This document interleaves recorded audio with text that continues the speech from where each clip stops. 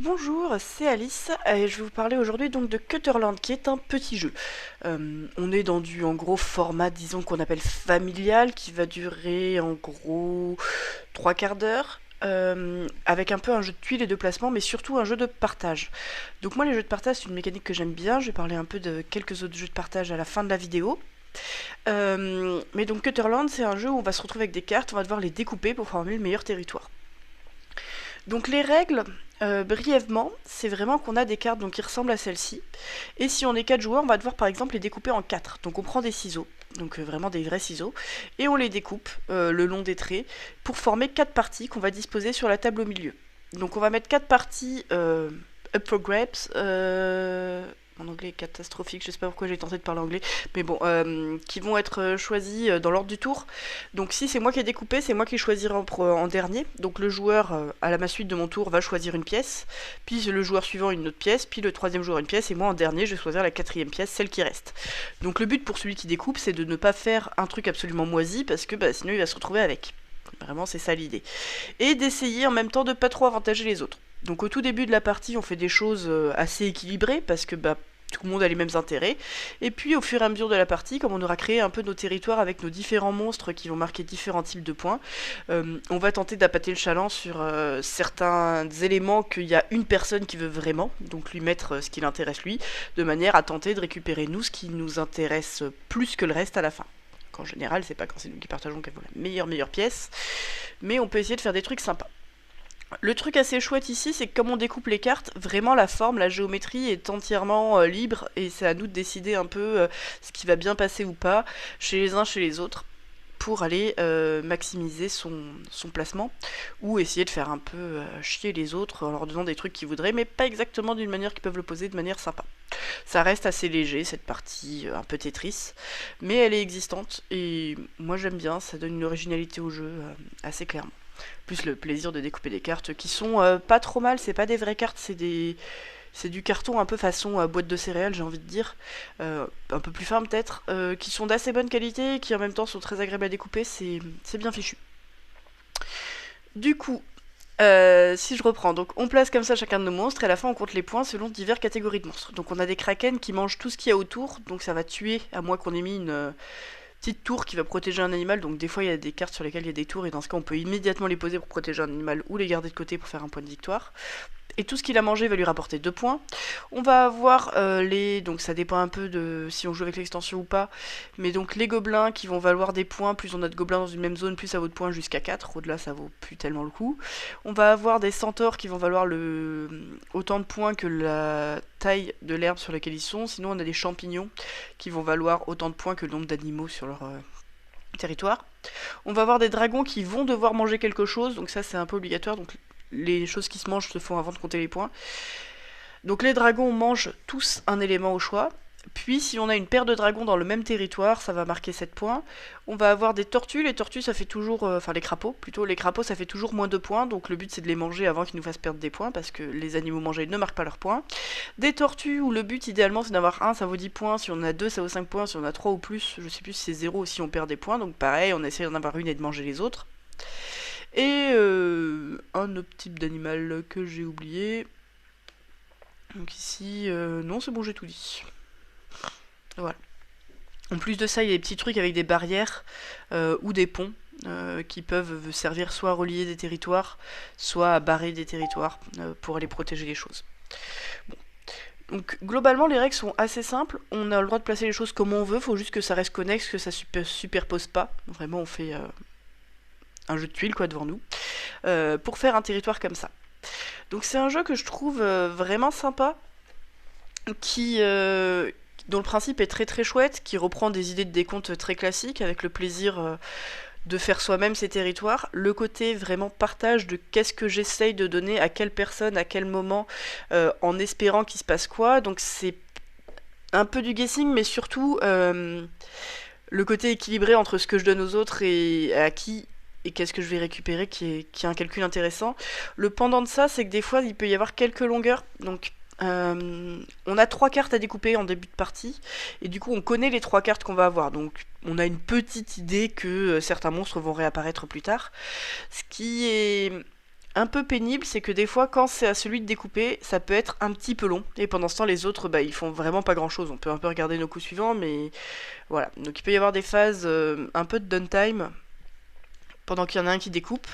Et le jeu, au final, est un petit peu long. Il dure vraiment, nos parties, on fait en gros 45 minutes, alors que pour un jeu de ce calibre-là, j'aurais plutôt aimé que ça dure moins d'une demi-heure. Euh, Côté graphisme, il a un côté un peu jeu vidéo old school assumé. On n'aime pas, c'est pas magnifiquement réalisé, mais bon, moi ça me va. En tout cas, c'est très clair. Ça, pour le coup, il n'y a pas d'ambiguïté sur les symboles, tout se passe bien.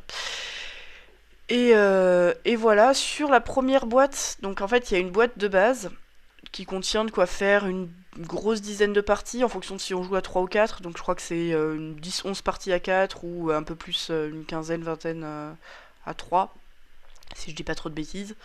Et il y a des recharges qui existent, et il y a une petite extension qui introduit le champignon.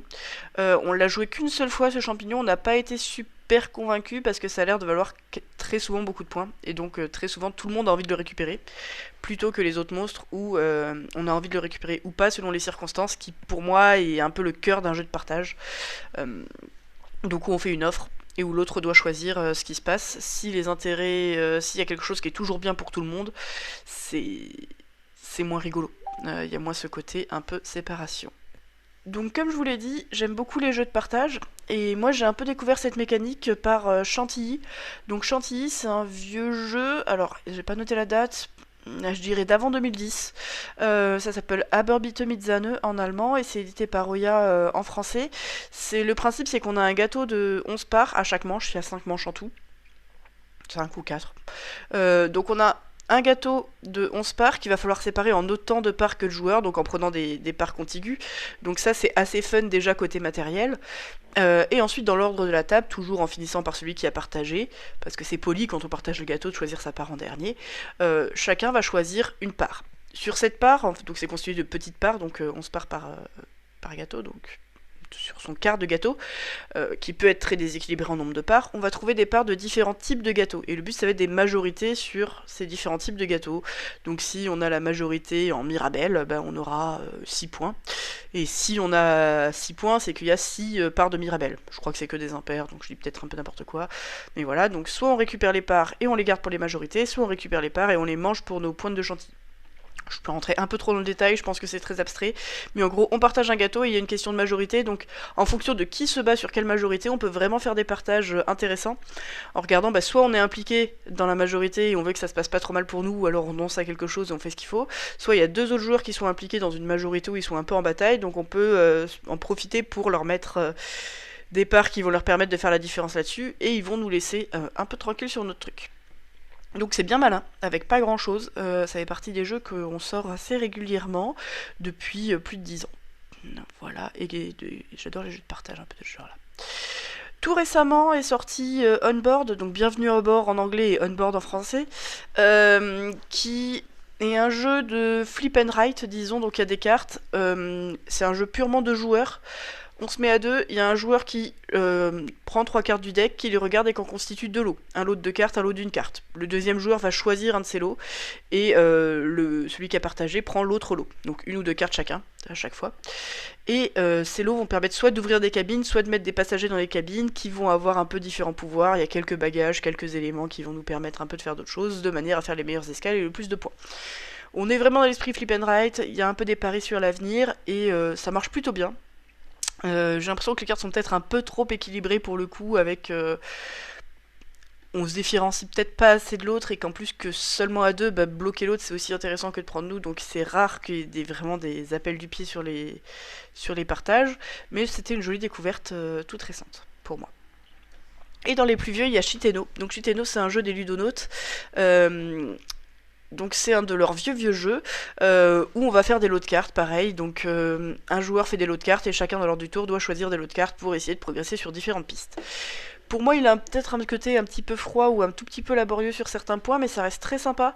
Moi, j'en ai fait quelques parties, ça fait longtemps que j'y ai pas joué, je dois bien avouer. Mais vraiment dans la catégorie jeu de partage, il a fait un truc très sympa, assez original.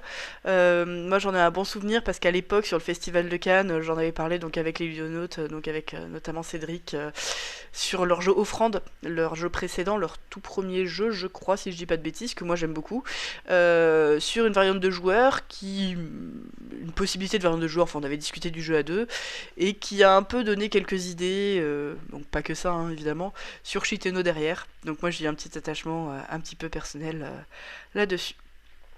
Voilà, donc ça c'était globalement une petite vidéo sur Cutterland et les jeux de partage. On est dans du assez petit format. C'est un jeu qui vaut clairement le coup d'être découvert, qui je n'est pas édité en français, je sais pas s'il a été signé par quelqu'un, si c'est prévu, mais en tout cas, si c'est pas le cas, c'est un jeu qui vaut le détour.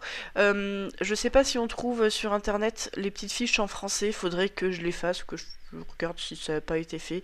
Je suis pas très douée pour faire ça moi, mais c'est juste les 6 pouvoirs de monstres à traduire et sinon ça peut se jouer sans langue, donc c'est un peu dommage de s'en priver.